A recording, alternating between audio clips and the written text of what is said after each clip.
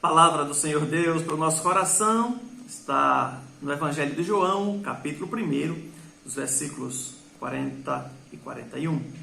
Diz a santa palavra de Deus: Era André, o irmão de Simão Pedro, um dos dois que tinham ouvido o testemunho de João e seguido Jesus.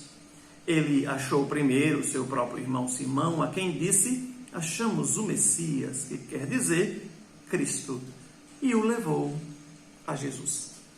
Meu querido, eu escolhi esse texto da palavra de Deus nessa manhã para compartilhar com você essa palavra do Evangelho do nosso Senhor Jesus Cristo, que traz para nós uma das identificações de quem é Jesus no Evangelho. Quem é Jesus nos Evangelhos?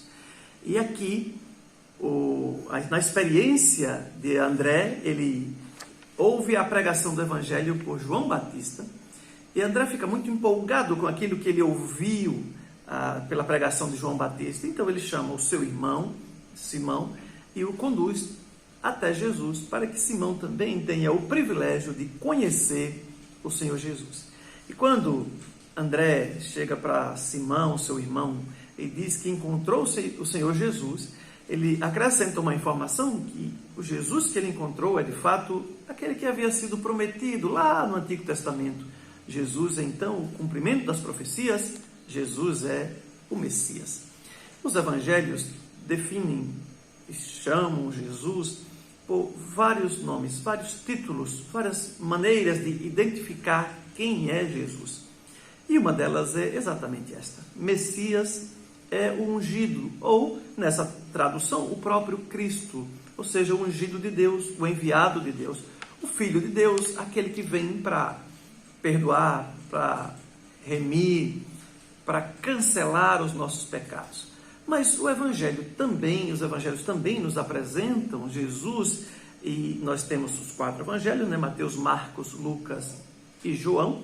Não se trata apenas de uma biografia do Senhor Jesus, a ideia não é essa, mas eles relatam os feitos do Senhor Jesus, relatam o seu nascimento, as suas obras, os seus feitos na terra, focam naquilo que Jesus gasta mais tempo da sua vida e ministério, que é o ensino para os seus discípulos, porque o Messias, que aparece aqui no capítulo 1 de João, é também chamado de mestre, e como mestre, ele é aquele que ensina, e o conteúdo da sua mensagem, o conteúdo do seu ensino é o reino de Deus, é a necessidade do homem de salvação, é um chamado ao arrependimento. O conteúdo do ensino do Senhor Jesus é, portanto, a identificação que ele faz desse ser humano carente, necessitado, e ele chama esse homem ao arrependimento.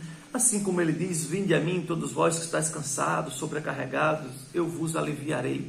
É Jesus nos chamando e dizendo que tem uma resposta para o nosso pecado, para o nosso fardo, para o nosso peso. Então, Jesus é o mestre, e no seu ensino, o conteúdo da sua mensagem é um chamado às pessoas ao arrependimento. Mas ele não é apenas identificado como Messias, como mestre. O próprio João Batista o define também no capítulo 1, versículo 29 do Evangelho de João, como sendo o Cordeiro de Deus que tira o pecado do mundo. E essa é uma expressão muito interessante, muito conhecida do judaísmo, que lá no Antigo Testamento eles faziam o sacrifício do animal para perdoar os seus pecados, para terem os seus pecados perdoados. Agora João Batista vai nos dizer que Jesus é o Cordeiro de Deus, ou seja, assim como no Antigo Testamento o animal precisava ser sacrificado, o sangue daquele animal precisava ser derramado em sacrifício, ele vai apontar para Cristo como sendo agora o sacrifício definitivo. Cristo dará sua vida por nós, de uma vez por todas, e aí nós não precisaremos mais fazer esses rituais. Por quê? Porque é um sacrifício perfeito. Ele vai derramar o seu único sangue, ou o seu sangue, e uma única vez, e vai nos purificar de todo pecado, purificar de toda injustiça. Então, nós já percebemos que os evangelhos se referem a Jesus por vários títulos, vários nomes, Um deles, ele é chamado de Messias, que é o Cristo, o ungido de Deus, o Salvador do mundo. Mas ele é também chamado nos evangelhos do mestre, ou aquele que ensina, ou aquele que veio para ensinar. E o conteúdo dessa mensagem, ou desse ensino, é um chamado ao ser humano para o arrependimento, para buscar a presença de Deus e para desfrutar do reino de Deus. Ele é chamado também do Cordeiro de Deus, aquele que tira o pecado do mundo. E o texto bíblico nos diz, o Evangelho também nos diz que Jesus é, de fato, o Salvador, ou seja, aquele que veio como socorro de Deus para nos tirar do aprisionamento, da escravidão, do pecado. Se nós precisamos de salvação, nós precisamos entender o estado que estamos. O estado que nós estamos é um estado, então, de perdição. Se eu preciso ser salvo, se eu preciso de libertação, é porque eu estou sendo aprisionado, ou estou preso, ou estou carente, então, dessa liberdade. E aqui a gente está usando uma linguagem espiritual, é claro. Então, nós estamos presos pelos nossos pecados e precisamos da libertação em Cristo Jesus. Nós estamos condenados por causa dos nossos pecados e nós precisamos da libertação que vem de Cristo. Se eu estou, então, nessa situação de risco ou de condenação, eu preciso de um Salvador. Isso é muito importante para você que nos acompanha. Veja, se você não se sentir pecador ou perdido, você não vai entender a mensagem do Evangelho.